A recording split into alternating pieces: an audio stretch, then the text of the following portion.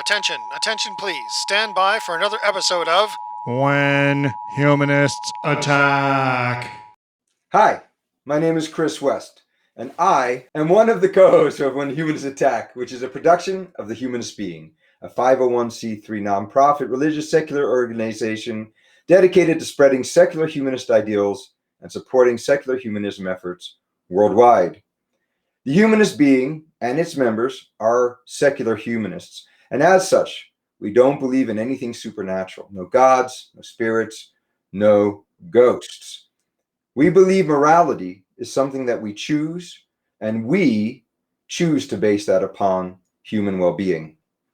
We strive to live up to the 10 commitments as outlined in the Humanist Manifesto 3, and you can find those online. Part of being a secular humanist is service and participation, as well as humility, social justice, and responsibility. To quote our friend David Oliverio, the preaching humanist, doing good without God. Where is it that we, the non-believers, can help? I've always thought that the good work of the secular society was being done by the government, but we see that the needs continue even with this good work being done. And much of what need is there is being fulfilled by religious groups. How can we non-believers help? How can we do good without a God?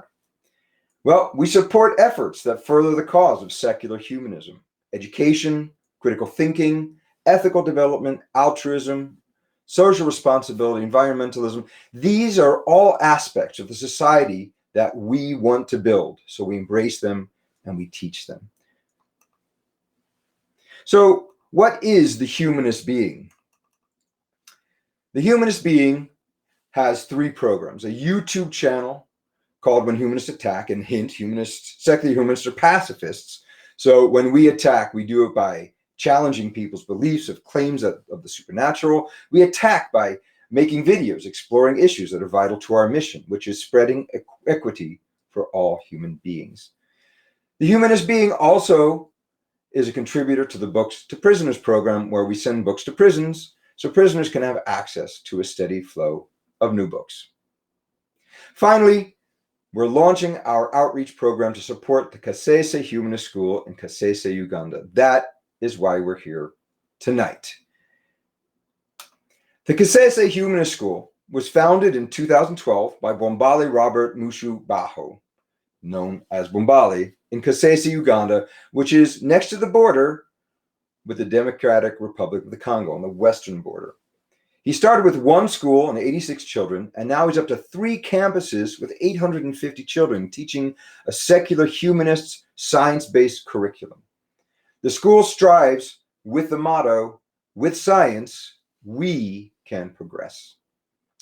I found Bwambale on Facebook while I was looking up an international humanist groups, just looking around, and was instantly attracted to his mission to provide a science and a humanist education to all who come.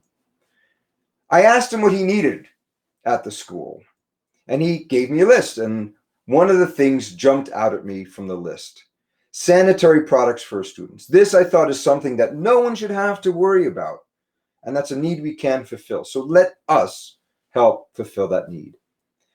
The pads that Bwambale told us that he wanted to get are called Afripads. It's a local company in Uganda set up with international help, which makes packs of reusable sanitary pads.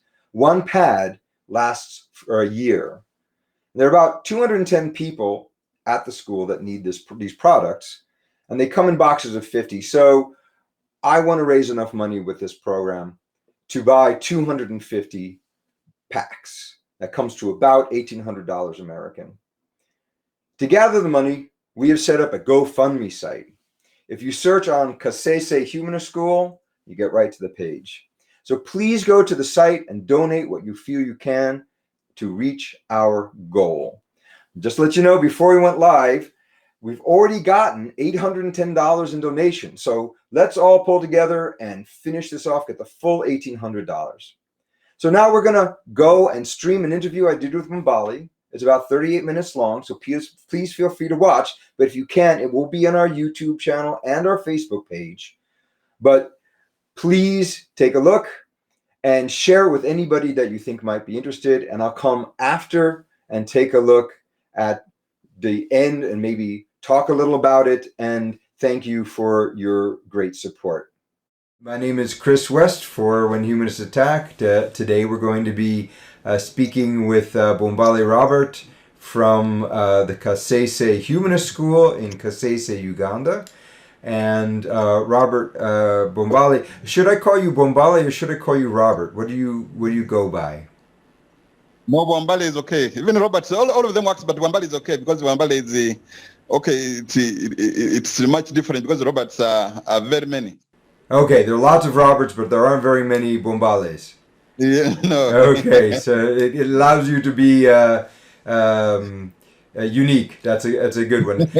So, Robert, Yes. I found you on Facebook a couple of months ago, just doing, signing up and looking at humanists throughout the world, and I've learned a bit about your school. And we'll talk about that in a minute. But so you live in Kasese, Uganda, which is on the western border of Uganda. You're, about 20 kilometers from the border of the Democratic Republic of Congo? Yes. And it's, from what I understand, Kasese is an old mining town. Yes. It's an old mining town. Yeah, it has copper. I'd like to just, it's good to know about the history of a place. Yes. And what I'm wondering is, so you grew up in Kasese? Yes, I grew up in Kasese, but deep in the villages. Yeah, I grew up in the villages. The place called Karambi. It borders the DRC. Okay. So you're right on the border. Yes.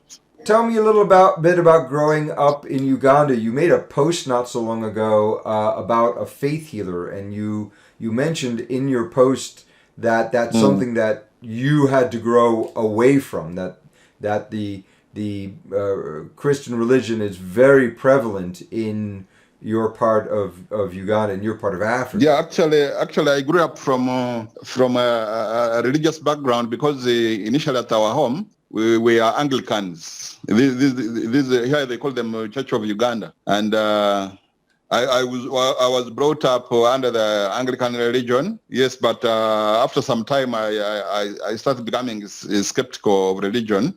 I think some of the contributing factors why I became skeptical of religion is because the education I got somehow tried to influence, tried to make me understand more about religion, and even having grown up as an orphan. Yes, I grew up as an orphan, and I was orphaned at 5 years old. Yes, and actually my history is a bit sad because I never grew up with my mom or dad, because the dad left me when I was 5 years. Mm-hmm. Yes, but initially my mom had divorced my dad and we were abandoned at home. Yeah, so I grew up with my grandmother. Is the one who brought me up. Yeah, when I was in primary school, I was being looked after by my grandmother. Yeah, and she died of recent, of some years back. Yeah. No, I'm sorry to hear that. So this one exposed me to stay with different families. Yeah, so I stayed with different families. Among those families I stayed with, others were not Anglican. Others were, I had a chance to stay with the Catholics. I had a chance to stay with the Muslims. I even had a chance to stay with those who believe in this African traditional religion. Yeah, so because I got education, I started to being skeptical of religion, and I was asking so many questions, and that one led me to think twice and try to question the beliefs, and that's how I became a non-believer. Yes, because the questions I was asking those religious people, even those people who were deep in religion, wasn't convincing me. Yeah. How old were you when you decided that you were not believing any of these things? I mean, I imagine that being exposed to a number of different types of families with different beliefs would give you insight that there isn't one way, that there are many ways. How old were you, and what was the the moment that if you had a moment where you said, I don't believe any of this. Yeah, that moment I was when I was like 24 years when I was at college. When I was at college, that's when I denounced everything, and I made a decision. And if you don't mind me asking, just so I know, how old are you now? I'm now 47. What was it that you studied in school when you were in college? Yeah, when I was in college, I studied the biological sciences. I studied at a school called the Uganda Polytechnic Chambogo. These days, they have transformed it into a university. It's now called the Chambogo University. Okay. Yeah, that's why I studied the biological sciences, yeah. Okay. But I just own an ordinary diploma in biological sciences. So, so you have a degree in biology. You graduate from college. You are a non-believer. Tell me how you get from being graduate from college and in Western Uganda to in 2012 starting the Humanist School. How did you find yourself towards or in humanism? When I had graduated at college, I decided to create up an organization. Then after some time, the thought of setting up a school, and majorly I wanted to advance science in my communities, and I tried to create a motto, which I hope will try to become as an inspiration to the locals. So I came up with that thing of with science we can progress. Yeah. So sometimes people normally ask me why I decided to use that motto. Is that I want people to understand that science is very important in governing our lives, and even forging for our future, and even making us to understand the known and the unknown. Yeah, that's the reason why before I thought even of creating schools, we created an organization called the Kasese Humanist Association. Yes, because I wanted to also serve my community, because initially the work I was doing was not benefiting the community more. Initially I was in Kampala, that's why I had some small businesses, but I said, no, let me go back to my home area and put there something that may try to develop the community. But then initially I thought about creating a library, a public library, where I could allow people to come and read books just to get knowledge.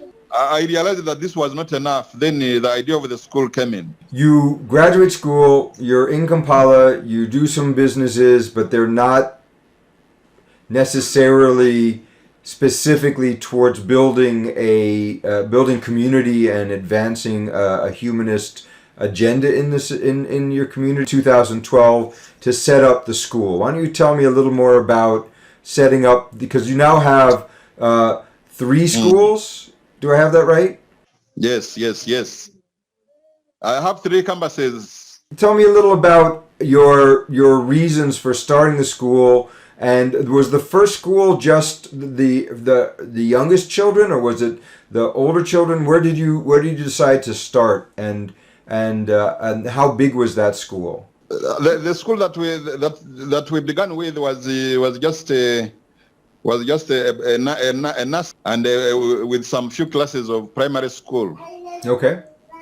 Yes, and the very reasons which motivated me to open up the school was to offer knowledge to young people. I realized initially that our schools here were being set up on a Christian foundation, because most schools are, if not begun by a religious individual, at least they are begun by churches or mosques. Yes, so for me, I wanted to do it in a different way. A secular school. Yeah, mine was a secular school, and was built on the foundation of science, and the school was embracing humanist values. When I heard that you had set up not only initially a school with a certain number of children, but in the years since founding the school in 2012, you now have 3 campuses, and you have 850 children learning at these schools, and they're learning a secular humanist science-based curriculum. You have I'm just going to bring this up. I also have a graphic here. So this is I just took these images from your website. Yes. And I love the signs you have up around on the campus. I believe in evidence. All living things live once. Yes. Yes. I think it's just wonderful that you're infusing these children with these values. Yes. Yes. There are so many secular messages I try to put around, not only for the children but even for the visitors who come to our school. We normally explain to them. Even our parents, we normally explain to them. Yeah, because the purpose of the school is to give knowledge, but also to enlighten the communities about the need of secularism. Yeah. When we began the school, we were not the number wasn't much, because we began with 87 children, and by then we were in renting property. We didn't own anything actually. We were renting a property, where we tried to rely on the collections from the local parents. We support from Atheist Alliance International is the first organization that first helped me. Right, the Atheist Alliance, which is an international organization, right? Yeah. So this thing of creating campuses, that one is out of my hard work. When we had opened, we tried to get sponsorship for some children, and money was flowing in from sponsors. Then I could save this money purposely to ensure that the school can last forever. Then I tried to save and plan and buy some land. Yeah, so all along I've been investing in land. Yes, because I wanted the schools to be on their own premises, and indeed I have achieved that. Now, I don't know a lot about Uganda, to be perfectly honest. I know a bit about the history. I know about the fact that it was a British colony. Christianity was brought there in the late 1800s by Anglican missionaries. This is all stuff I learned on Wikipedia, right? It's not like I have a deep understanding of the different tribal groups in Uganda, the different religious factions in Uganda. But what I have heard in the international news over the past 10 or 15 years is that there's been a large influx of American evangelicals who have been pushing for sodomy laws, for anti-LGBT laws in Uganda. How have you experienced the push to make being gay or being trans or being lesbian? Have you experienced that in Kasese, in your part of the country? Yeah, we have experienced it, but not practical on ground in Kasese. Within Uganda, we have experienced that, and I remember at one time there were some allegations by some of they were sexuals, supported homosexuals. Yes, but I stood out bold to those who came and asked me about my stand on homosexuality. Yeah. So I was I was explaining to them that homosexuality isn't a crime at all, and I was because even human rights freedoms, we have to respect people irrespective of their sexual orientation. Yeah, so I've been explaining to them that homosexuality is present in most species. Even in humans, it's there, but even though it's a minority, I've been explaining to them that these people shouldn't be condemned to die or to be discriminated against. Right. Yes, but only we should learn to live together with them. And yes, to prove this, even at my schools, I've put there this thing of homophobia, that this thing of trying to discriminate people based on the sexual orientation. I've tried to explain to them that thing is very bad. Yeah. I remember not so long ago you had a post on your Facebook page for the school about painting rainbow doors on some of the bathrooms for transgender people. Yes, yeah. So our people just need to be enlightened, and especially those evangelicals are the ones who have been pushing hard, condemning homosexuality in Uganda. Yes, but we have to continue enlightening people about the need to live together in peace and harmony with such a people. Yeah, and I love the way you put it. You know, it's about dignity, right? It's about the dignity that these people have the right to have a place in society and equal protections under the law. Straight up secular humanist values, and you're out there teaching the children about dignity for all people. You're out there teaching them about science and about the idea that this is the only life we get. You're really towing the line. I mean, and you're teaching 850 children about math and science and about obviously secular humanist values. So I'm so pleased to be able to talk to you and to become your friend, because although I live in a very liberal place where those values are very much shared by the people in my community, I understand very much that this is a worldwide thing. We all need to be working in whatever country we live in for the dignity of all of us, heterosexual people, gay people, trans people, gender, non-binary people. And knowing that you're in Uganda doing that work makes me so happy and hopeful for the future. And it makes me want to support what you're doing. And that's part of why we're having this interview. Is we're starting a fundraiser here to raise funds to get you a shipment of the Afripads, which are the reusable sanitary products for the people who are at your school who are menstruating. And so you and I have worked out what that would be. I want to know a little more about what types of funding that you have right now from other groups, but more importantly, what it is that your goals are now for the school and what you're looking for in the future.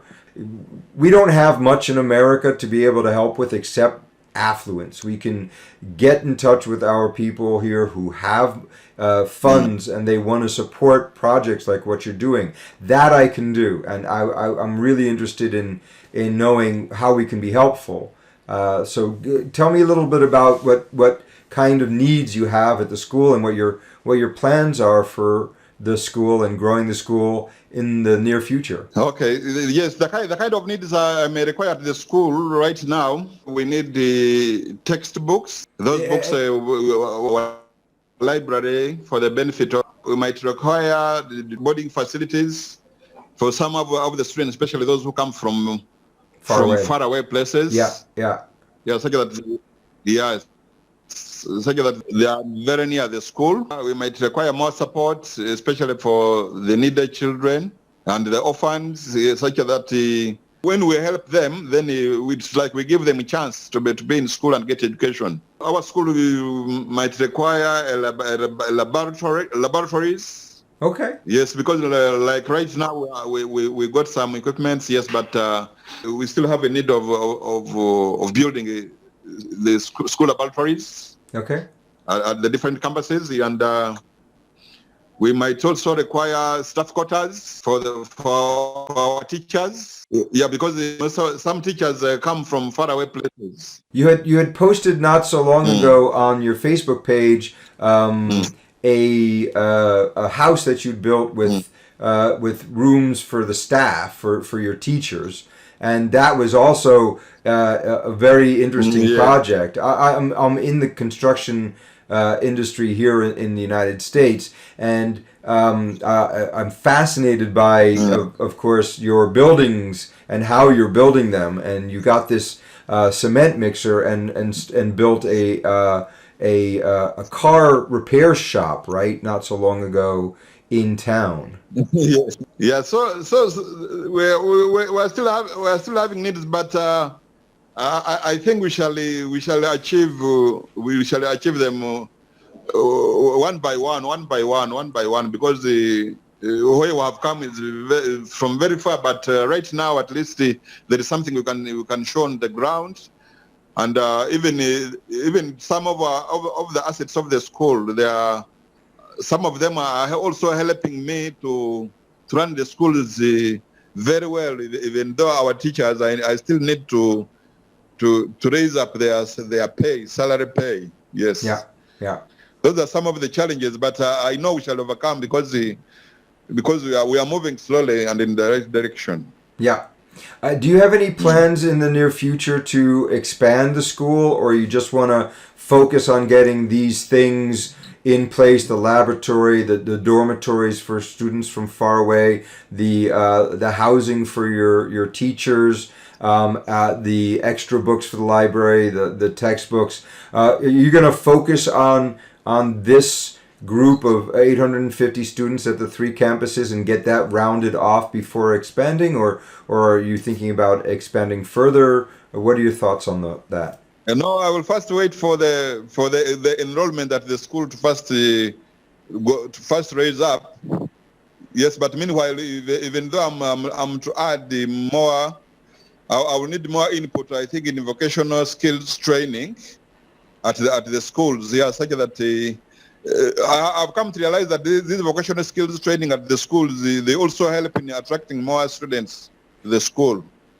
Yeah, such that, and also working together within the parents of the school, how some of them can benefit from the school.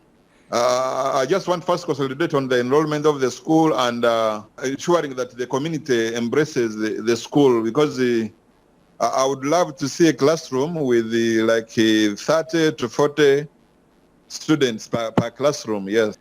But how to achieve that is to put more facilities such that you capture the interests of the parents. I did see you make a post a couple of weeks ago about a meeting that you were holding with some of the parents, and the emphasis that you're placing on including the parents in the school, making them feel ownership of the school, and making the school an important cultural center for the community. I think that's a very good plan, and we That's the plan. I actually want the parents to own the school, because I'm there as the founder, the one who began the school, but the school is there to benefit the community for very, very many years. Yeah. So I would love the community to embrace the school, to look at it as if it's theirs.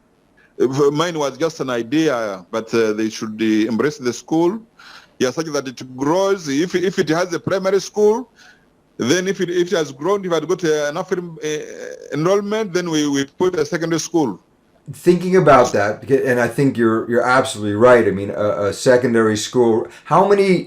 So if we're looking at Ugandan elementary through what we would call high school in America, when does a child finish their primary education and move on to college? So at what age is that? Is that just like in America? Is that something like 18 years old? No, our primary school in Uganda is 7 years. Yes, but someone to finish primary school is supposed to have 14 years. 13, 14 years. Right. For a primary school.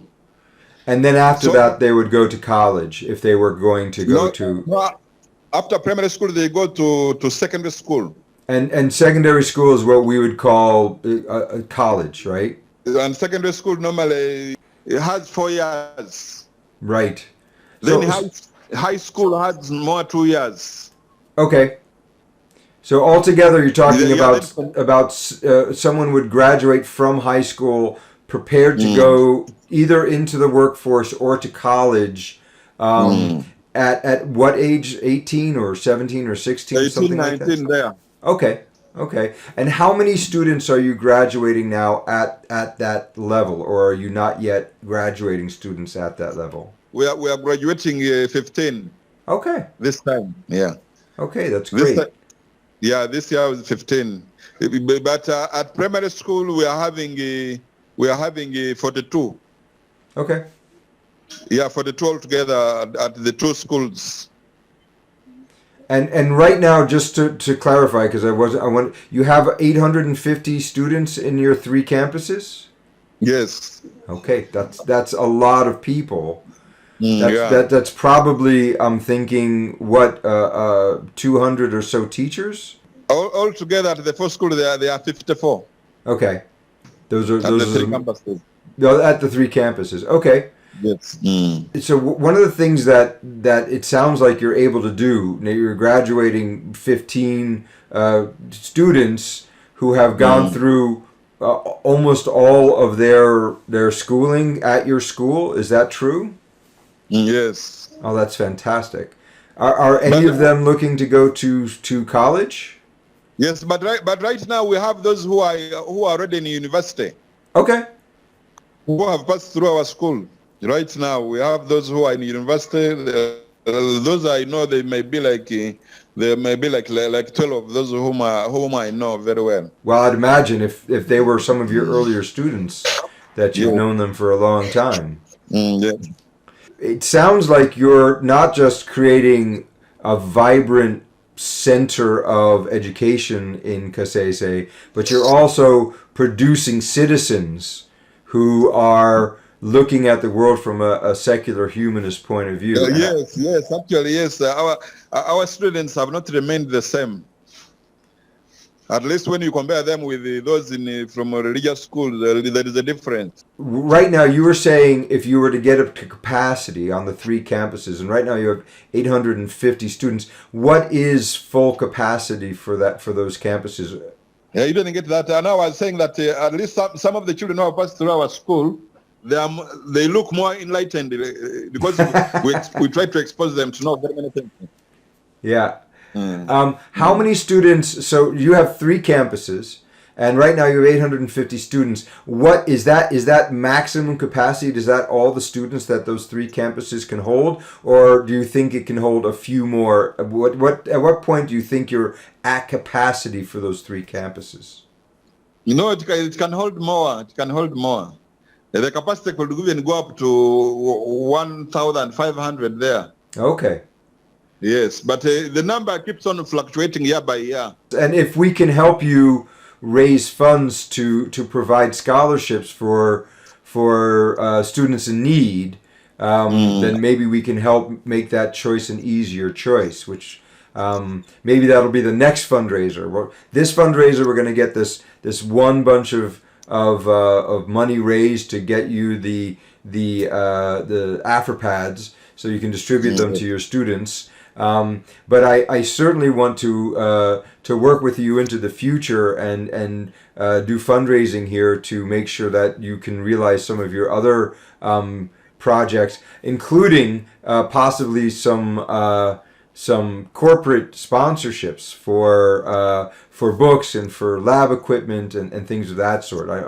We're going to take a look at all the possibilities and do fundraising, because we think that you are realizing the secular humanist dream of being an example, right? Being a good citizen, saying we can do good work without religion. You don't need a religion in order to do good work. And and personally, I'm hugely thankful for your efforts. I think it's great work that you're doing.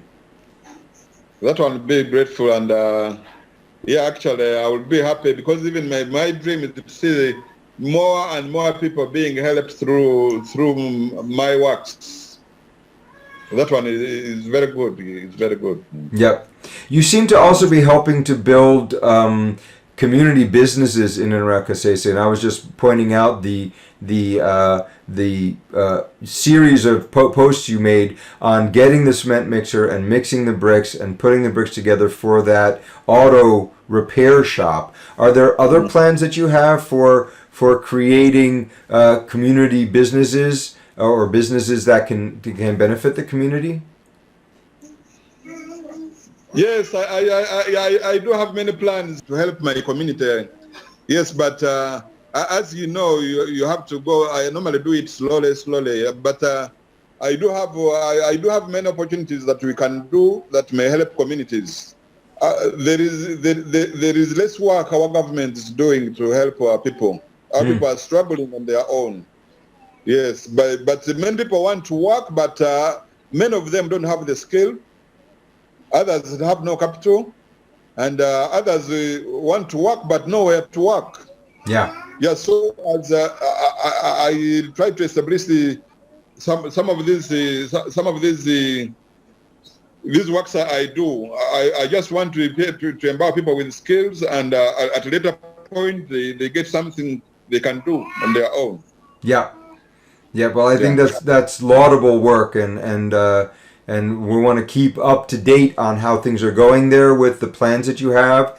And we want to hear how things are going with the students, and get updates from you on what it is that you'd like for us to help with next. And I'm already fulminating all kinds of ideas about getting scientific-based companies here in the United States to donate lab equipment. So do me a favor, Bwambale. I want you to. That would be nice. I want you to put a list together of the lab equipment that you're looking for, and I will make that part of my next project to try to find a science-based company here that would donate those supplies and get them either bought in Uganda and shipped to you, or shipped from outside of Uganda to you, because I think a working science laboratory, whether that's a chemistry laboratory, a biology laboratory, a physics laboratory, a computer laboratory, I think those are all really good ideas. Something that I'm personally very involved in here in the United States is alternative energy systems. I imagine right now you don't have much power on campus, but you also don't need much power, I'm assuming. Do you have thoughts on maybe creating some alternative, some photovoltaic power supply so that you can run the labs that you have, or is there sufficient power in Kasese that you can just buy it from the local electric company? You know, the different kinds of power we have in Kasese. We have this hydroelectric power and even solar energy. Okay, you have plenty of power. It's only the school, the Rukoki campus, that has alternate current there. Okay. But the other ones have solar. Oh, which is DC. Solar power. Yeah. Yes. Okay. It sounds to me like you're about to enter one of the various rainy seasons that you have.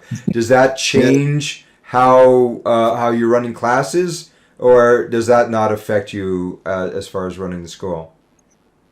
No, the classes remain running normally. Only that in case the rains are very heavy, some students, especially those who come from their homes, they normally get disrupted and maybe come late. Yeah. Yes, but everything remains running normally. Okay. When we're putting together this fundraiser, we're going to ask the people in our lives to donate money for this first project, but I'm hoping to work with you to figure out the next 2 or 3 projects, because as far as I'm concerned, part of my work as a secular humanist here in America is to support your work in Uganda. I've chosen you, Bwambale, as one of the people that I want to help. So we'll get this first fundraiser together, we'll get that money gathered, and we'll get those supplies out to you so you can distribute them. But you and I are going to be talking a lot in the next couple of months to figure out lists of books you want for textbooks, lists of books you want for the library, and lab supplies for the various types of science labs you want to put together. Because I'm pretty sure that that we can find people here who are interested in donating, if not the money to buy those things, very much maybe the actual equipment, and get those shipped to you so you can realize those classes that are so important. And something that just popped into my mind, I don't know enough about Uganda, and certainly not about Western Uganda. You're doing all of this teaching in English, or are there local tribal languages that you also teach in? No, the language of instruction we use in Uganda is English. Okay. Yeah, maybe for those in lower primary classes, yeah, sometimes they give them a privilege to use a mixture of English and local language. Okay. Yeah. And what are the local languages in Kasese? Local languages we have Lukonzo.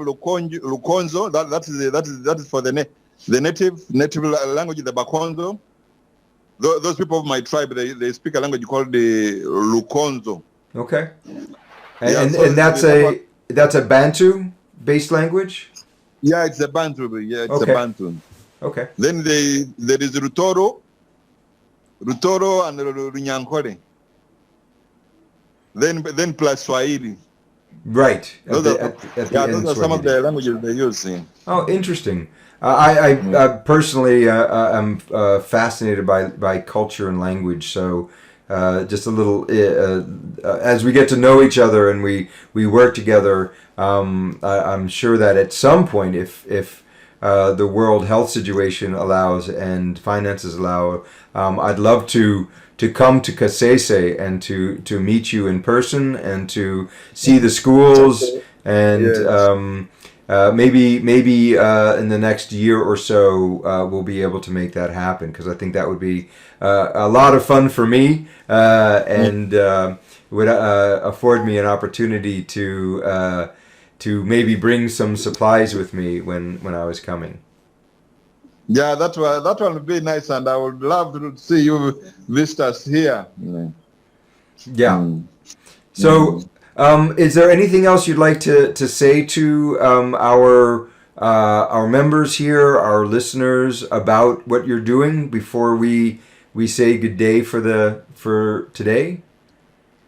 No, for the members and your colleagues that you work with, or some of those of your colleagues that side, I pass on some greetings to them and thank them for really supporting my initiatives, and I would wish them the best, and urge them to follow my work, to receive their comments, even suggestions. Yeah, listening to suggestions on how best I can do my works. Yes, I'm open to advices. Yeah.